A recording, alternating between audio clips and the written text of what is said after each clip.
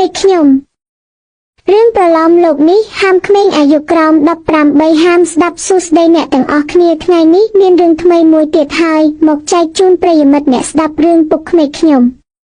ចង់ដឹងរឿងនេះមានអត្ថន័យបែបនេះសូមស្ដាប់ទាំងអស់គ្នាណា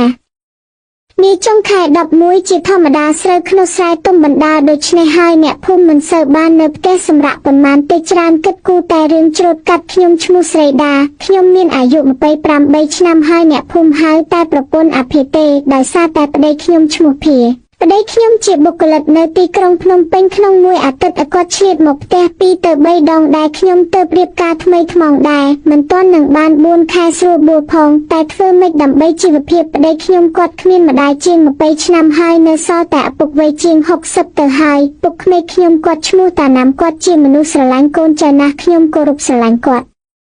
ទុកដូចជាពុកបង្កើតអីចឹងដែរពុកគាត់អាយុច្រើនតិចមែនតែគាត់នៅមុំល្អណាស់ខ្ញុំតែឃើញគាត់នៅផាត់ប្រានរាល់ព្រឹកសុខភាពគាត់ល្អជាងប្តីខ្ញុំឆ្ងាយសាច់គាត់ណែនដូចជាអ្នកលើកដុំដែកគាត់មានសម្បូរសណ្ដែកបាយសក់លបាយអាចខ្លានិយាយទៅប្តីខ្ញុំគាត់កាត់ទៅម្ដាយគាត់ច្រើនជាងដោយសារប្តីខ្ញុំមានមាឌតូចជាងពុកក្មេកខ្ញុំជួនជាថ្ងៃមួយនោះមានមេភ្លៀងខ្លាំងខុសធម្មតាមិននឹងធ្លាក់ភ្លៀងសោះព្រោះខែ05ទៅហើយពុកក្មេកខ្ញុំជាមនុស្សឧស្សាហ៍ណាស់ឲ្យតែមេភ្លៀងបែបនេះគាត់តែទៅដួសទឹកពីពីងមួយទៅពីងមួយដើម្បីឲ្យវាពេញគ្រប់គាត់នឹងប្រើប្រាស់ដល់ខែប្រាំងខ្ញុំនិយាយទៅកាន់គាត់តាមបង្អួចខាងក្នុងផ្ទះដោយសារតែបង្អួចនៅជាប់នឹងពីងស្រាប់ស្រីដានិយាយថាពុកឲ្យបានហើយមិនខ្វះទឹកប្រើទេខ្ញុំនិយាយទាំងអៀនខ្មាស់ព្រោះពុកគាត់ស្លៀកតែក្រមាតាណាមឆ្លើយថាឲ្យមិនអីទេមីអូនពុកទំនេរចេះតែធ្វើទៅណាមួយពងចង់ងូតទឹកភ្លៀងផងការងារចឹងទុកឲ្យពុកធ្វើទៅកូនស្រីដាឆ្លើយថាចាប្រយ័ត្នណាពុកខ្ញុំមើលទៅពុកមុំមុនណាស់ស្រាប់តែខ្ញុំភ្ញាក់ខ្លួនព្រឺតព្រោះក្រឡេកឃើញនាគ្រីតពុកកំពុងដេកសណ្ដូកខ្លួនលេងទឹកភ្លៀងក្នុងក្រមាមុខខ្ញុំក្រហមទាំងពីរតែពុកមិនដឹងខ្លួនខ្ញុំទាញអារម្មណ៍ខ្លួនឯងមកវិញដើម្បីងាកមកធ្វើការងារផ្ទះវិញល្ងាចម៉ោង5មួយភ្លៀងនៅរលឹមស្រេចនៅលើបាយឆ្អិនល្មមខ្ញុំស្រែកហៅពុកក្មេកពុកពិសាបាយពុកពុកដឹងហើយពុកទៅលើហើយខ្ញុំរៀបចំបាយរួចរាល់ពុកគាត់ចុះមកអង្គុយជាទូទៅពុកគាត់ស្លៀកតែខោខ្លីគាត់នឹងជាប្រចាំទៅហើយនឹងស្លៀកក្រមាពីខាងក្រៅតាណាមនិយាយថាចុំកូនប្រសាពុកសុំថ្ងៃនឹងឆ្ងាញ់ហើយគាត់សើចតិចខ្ញុំទៅហើយចុះរាល់ថ្ងៃមិនឆ្ងាញ់មែនពុកខ្ញុំធ្វើអៀនគាត់ពុកតបឆ្ងាញ់វិញថាតើឲ្យតាកូនជាអ្នកធ្វើពុកពេញចិត្តណាស់គាត់និយាយហាទំនងដូចជានិយាយជាមួយប្រពន្ធគាត់ចឹង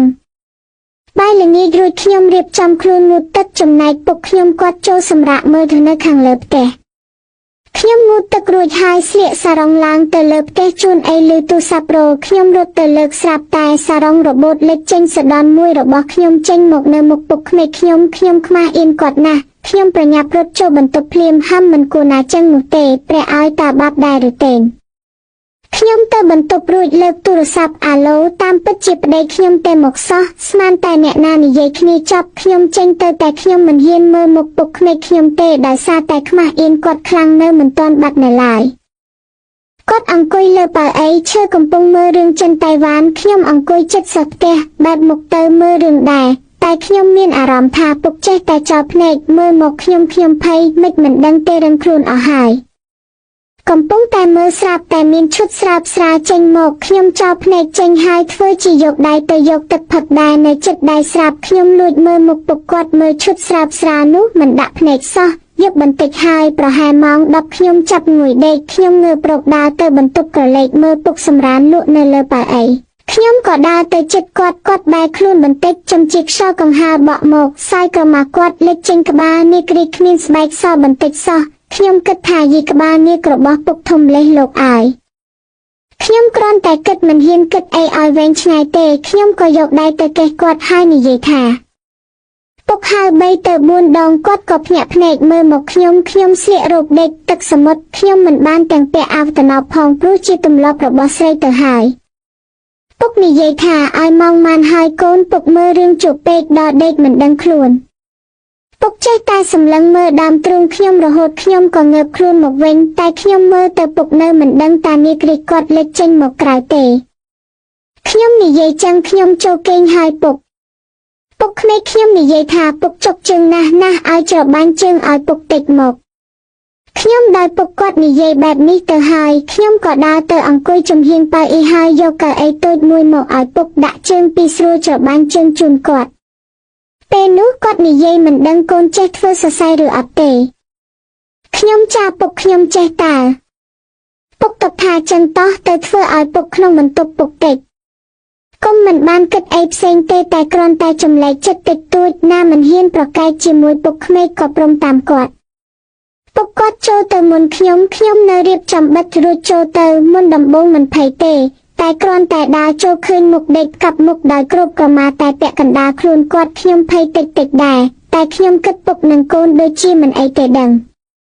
ពុកកូនឯងឡើងមកធ្វើសៃខ្មងឲ្យពុកតិចពុករយស្មាហើយកូនឯងឡើងអង្គុយលើក្នុងពុកមកស្រួលចាប់សៃឲ្យពុកហ៊ីកូនខ្ញុំឡើងតាមសម្ដីពុកក្មេកបង្កាបពេលខ្ញុំដាក់គូតអង្គុយលើគាត់ភ្លាមខ្ញុំមានអារម្មណ៍ខុសធម្មតាទៅហើយតែខ្ញុំមិននិយាយអ្វីទាំងអស់ខ្ញុំក៏ច្របាញ់ស្មាធ្វើសរសេរឲ្យគាត់ឲ្យយកប្រេងសម្រាប់ម៉ាសាជូនគាត់ពុកនិយាយអាដាកូនឯងចេះធ្វើសរសៃស្រួលខ្លួនណាស់ពុកនិយាយឲ្យត្រង់ចុះតាំងពីម៉ាក់ក្មេកឯងស្លាប់ទៅពុកមិនដែលបានអ្នកណាមកធ្វើស្រីឲ្យដូចថ្ងៃនេះទេពេលនោះខ្ញុំមិននិយាយអ្វីទេតើឯងយល់អារម្មណ៍ពុកទេចាពុកមនុស្សធ្លាប់មានគ្នាចឹងហើយតែយូរហើយពុកមិនទាន់ទម្លាប់ទៀតអីចុះពុកមិនរកអំណាមួយនៅក្នុងភូមិទុកមើលថែពុកពេលយប់ប្រឡប់ទៅពុកនិយាយត្រង់ចុះការពុកអាយុ40ជាងពុកឆ្លងកាត់អស់ហើយឲ្យស្រីមិនថាចាស់ក្មេកក្នុងភូមិនេះពុកស្គាល់ជាតិអស់ហើយគ្មានស្រីណាមួយមិនប្រសពដូចកូនទេចេះយកចិត្តទុកដាក់ជាមួយនឹងពុកខ្ញុំឆ្ងល់ណាស់ក៏សួរពុកឯងស្គាល់ជាតិពុកសាច់ហាកូននេះចឹងក៏សួរដែរឯងមិនដែលធ្លាប់ទេអីពុកគាត់និយាយក្នុងន័យអីខ្ញុំមិនដឹងទេដឹងតែពេលនេះខ្ញុំមានអារម្មណ៍ចង់ដឹងពីរឿងគាត់ច្រើនខ្ញុំញៀននឹងធ្វើសៃជូនគាត់ព្រោះអង្គុយលើក្នុងពុកសុទ្ធតែសាច់ទុំស្រួលអង្គុយពុកធ្លាប់មិនទៅពុកនិយាយត្រង់មើលពុកកូនសោះហាឯងមិនដែលឲ្យប្តីឯងស្គាល់ជាតិទេអីខ្ញុំមានជាតិអីពុកមើលឯងខ្ញុំនឹងនំចំណីខ្ញុំរៀងអៀនដែរតែពុកនិយាយថាពុកចាស់ស្មានតែចាញ់ក្មេងមានអីមិនដឹងក្មេងវាមិនដឹងខ្យល់អីសោះហាមើលពុកសួរឯងដែលបៀមមាក្រីកប្តីឯងទេហាខ្ញុំច្របាច់សាច់ពុករៀងខ្លាំងបន្តិចហើយនិយាយអុយពុកហបៀមមិនទេពុកឯងធ្លាប់ឲ្យគេបៀមមែនបានមកសួរកូនចឹងហាហើយចំណាស់នេះហើយកូននិយាយថាមិនដែរក៏កូនមិនជឿចុះប្តីឯងដែលលិតឲ្យអត់លិតអីទៅពុកខ្ញុំអៀនណាស់ហើយយិនស្អីរឿងនឹងអ្នកណាក៏ឆ្លងកាត់ដែរកូននិយាយទៅកុំឲ្យងុយចាំពុកនិយាយប្រាប់ឯងការពុកនៅអាយុ30ជាងពុកស្គាល់ស្រីម្នាក់សាច់សល្អស្រស់ដោះធំជាងកូនចាយូនលក់កាហ្វេម្ថាយនោះបិណ្ណណាស់និយាយតែទើងលើក្រែគេពុនប្រសពណាស់ឲ្យតែទៅផឹកគឺគាត់នាំនិយាយហើយរឿងលើពុកឧស្សាហ៍ទៅផឹកកាហ្វេនៅផ្ទះវាតែទៅជួបតែម៉ែវាទេថ្ងៃមួយពុកផឹកកាហ្វេហើយគាត់ណាត់ពុកយប់នេះមកផឹកផ្ទះគាត់ធ្វើកម្មវិធីតិចតួចពុកព្រមជាមួយគាត់ការនឹងម៉ែក្មេកឯងមិនចង់ឲ្យមកទេតែពុកចង់មកគាត់ក៏ព្រមយប់ប្រហែលម៉ោង10គេទៅផ្ទះអស់ពុកផឹករៀងជ្រុលដែររកមកផ្ទះមិនរួចចាយូនក៏មិនព្រមឲ្យទៅផ្ទះគាត់យកពុកទៅបន្ទប់ដេកគាត់ដោះអាវពុកចេញពុកចាប់គាត់អោបព្រោះពុកស្រវឹកមើលទៅគាត់ដូចមិនប្រកែកផងពុកចាប់វាយឡើងតែម្ដងមិនទុកយូរហាមានគ្រាន់តែពុកស្រាតខោពុកចេញគាត់លន់មាត់អុយនាគ្រីកពួកឯងធំនេះហាពុកចាប់គាត់ស្រាតរកគាត់ចេញឲ្យដេកលើពុកលើកជើងបន្ទាប់មកពុកលឹបឲ្យស្ទើគាត់ស្រែមិនខ្លាចកូនគាត់លឺសោះពុកវាយឡើងជាមួយគាត់បាន5មួយដងការនឹងពេញកម្លាំងមានទុកឲ្យសល់អីទេរៀងស្វាងតិចពុកចេញមកនំឃើញបន្ទប់កូនគាត់បើកទ្វារពុកចូលទៅនិយាយលេងបាន3-4ដងទេទៀតយប់នឹងពុកវាយបានទាំងម៉ែទាំងកូននិយាយទៅខ្មាស់កូនដែរតែកុំប្រាប់ប្តីកូនណាពុកមិនចង់ឲ្យវាដឹងទេនិយាយចឹងទៅគេងចុះពុកក៏ងុយហើយពេលនោះខ្ញុំងើមដើរមកចេញមកទាំងសាំខោតិចទៅហើយតែខ្ញុំគិតថាប្រហែលពុកមិនដឹងទេព្រោះទឹករំអិលខ្ញុំប្រឡាក់នៅនឹងក្នុងគាត់